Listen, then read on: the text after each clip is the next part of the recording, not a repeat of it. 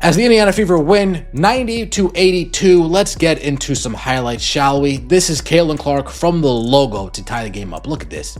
Look at this. Lexi Hill push and pace. Drop off to Caitlin from the logo, man. From the damn logo. Look at that. Gets all up in Tiffany Hayes' face. Oh, you love to see it.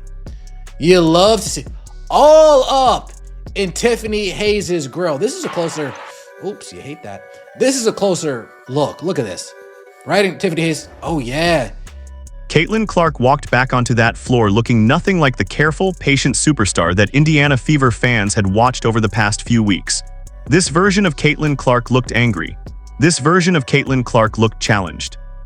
And the moment Tiffany Hayes stared her down near half-court, something changed inside Gainbridge Fieldhouse. Suddenly, the Indiana Fever were not just playing the Golden State Valkyries. Caitlin Clark was fighting for control of the entire atmosphere of the game. The logo threes started flying. The trash talk started escalating. The body language changed completely. Caitlin Clark wasn't smiling through contact anymore. Caitlin Clark wasn't backing away from physical defense anymore. Caitlin Clark was talking back, firing back, and shooting from distances that completely broke the Valkyries' defensive structure. That is what made this Indiana Fever victory feel different. The Fever have spent most of this season trying to carefully balance Caitlin Clark's superstar instincts with Stephanie White's controlled offensive system. But against the Valkyries, Caitlin Clark stopped playing cautiously. Caitlin Clark started hunting moments. Every deep three against Tiffany Hayes felt personal. Every transition pull-up felt emotional. Every stare-down felt deliberate. And the dangerous part for the rest of the WNBA is this. When Caitlin Clark starts playing emotionally, the Indiana Fever offense suddenly becomes impossible to predict. Because now defenders are no longer dealing with a rookie sensation trying to organize an offense. Now defenders are dealing with a superstar willing to embarrass them from 30 feet away while talking trash directly to their face. That is where the dark side conversation started. Not because Caitlin Clark changed who she is, because Caitlin Clark finally stopped holding herself back. Love to see it. Her and Tiffany Hayes going head-to-head, face-to-face, at half court. Caitlin Clark pulling up from long range. Tiffany Hayes turning around, looking at CC. Caitlin Clark says, let's go. Me and you right now. And as soon as that occurred, Tiffany Hayes couldn't hit a layup for the rest of the game. As soon as that moment transpired, Tiffany Hayes was too worried about sticking it to CC, she forgot how to play basketball. Ooh. The confrontation between Caitlin Clark and Tiffany Hayes completely altered the emotional direction of this game. Before that sequence, the Indiana Fever offense still looked uneven. Kelsey Mitchell was struggling to establish rhythm. The Fever spacing looked cramped at times. The Valkyries believed physicality could wear Caitlin Clark down over 4 quarters. Then Caitlin Clark answered with the logo 3. Then Caitlin Clark started joying back. And suddenly the Valkyries lost control of the psychological battle. Tiffany Hayes began defending Caitlin Clark emotionally instead of strategically. That is exactly what elite scorers want. Caitlin Clark thrives when defenders stop thinking and start reacting emotionally. Once Tiffany Hayes became locked into the personal battle, Indiana gained complete control of the tempo. That is why this performance matters beyond the box score. Yes, Caitlin Clark finished with 22 points and 9 assists. Yes, Caitlin Clark nearly had another double-double before Stephanie White pulled her to the bench. But the bigger story was the emotional aggression that returned to Caitlin Clark's game. For weeks, critics questioned whether Indiana Fever basketball was becoming too cautious around Caitlin Clark. Too structured, too careful, too focused on slowing the game down. Against the Valkyries, Caitlin Clark completely flipped the energy. The Fever suddenly played faster. Raven Johnson looked energized next to Caitlin Clark in transition. Aaliyah Boston benefited from quicker decision-making. Sophie Cunningham thrived attacking open space.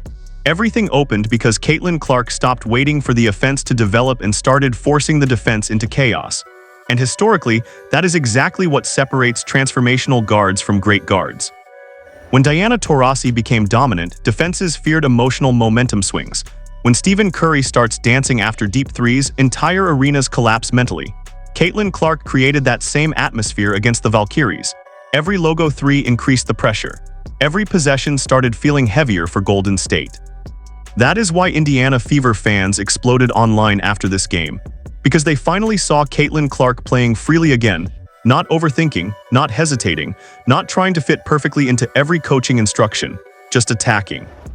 And once Caitlin Clark starts attacking emotionally, Indiana Fever basketball instantly becomes one of the most dangerous offensive systems in the WNBA.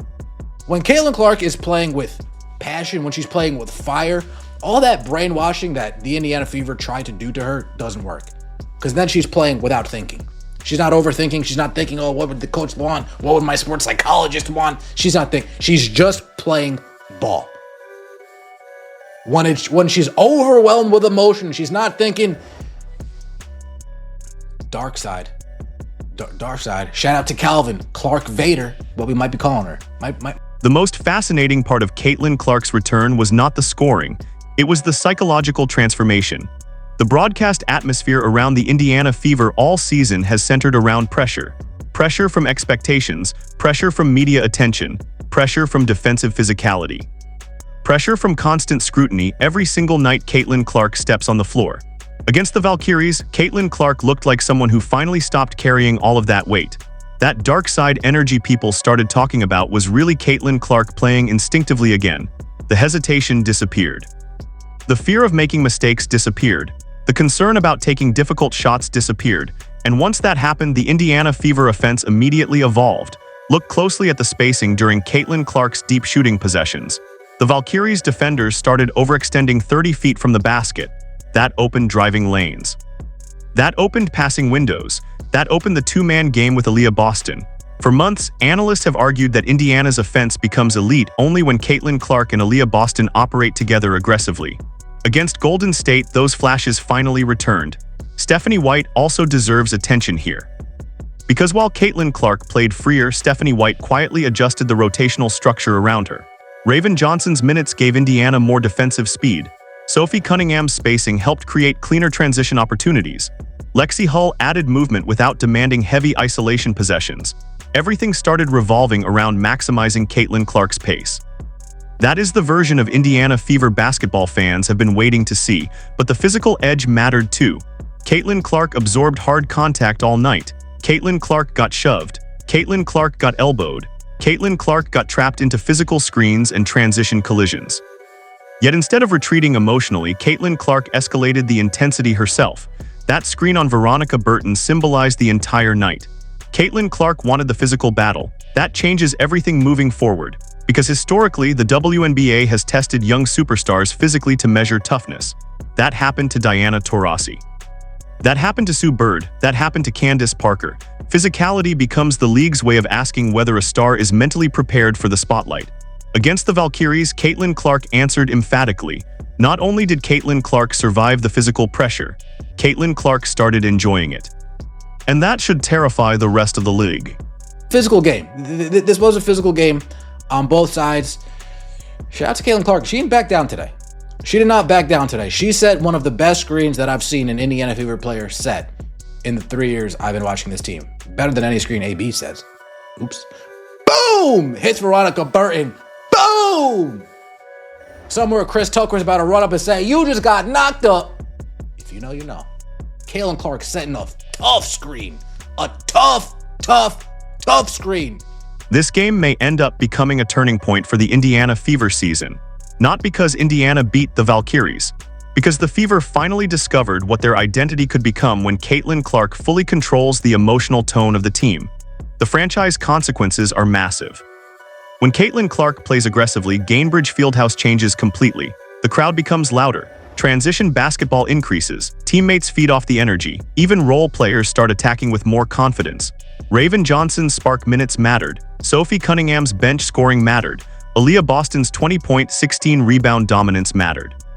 But all of it connected back to Caitlin Clark controlling the emotional pace of the game. And financially, emotionally, and strategically, that changes Indiana's ceiling. The WNBA already understands Caitlin Clark drives ratings, ticket demand, national attention, and social media engagement unlike almost any player in league history. But now Indiana Fever fans are seeing a new layer emerge: intimidation. That matters in championship basketball. The best teams in league history always carried emotional edge. The Phoenix Mercury had swagger. The Seattle Storm had confidence. The Las Vegas Aces brought psychological pressure every night. Against the Valkyries, the Indiana Fever finally looked like a team developing that same identity around Caitlin Clark. And the dangerous part is that Caitlin Clark is still evolving. Now she's adding stronger drives. Now she's initiating more contact. Now she's embracing trash talk. Now she's weaponizing logo shooting during emotional moments. Defenses may actually be creating a monster by constantly testing her physically. Because every hard foul, every shove, every stare down appears to be pushing Caitlin Clark toward a more ruthless version of herself. That is why this victory felt bigger than a regular season win. The Indiana Fever did not simply defeat the Valkyries. The Indiana Fever may have unlocked the most dangerous version of Caitlin Clark yet, a version that stops worrying about approval, a version that stops playing safe. A version willing to dominate emotionally as much as statistically. And if that version of Caitlin Clark is finally arriving, the balance of power in the WNBA could shift much faster than anyone expected.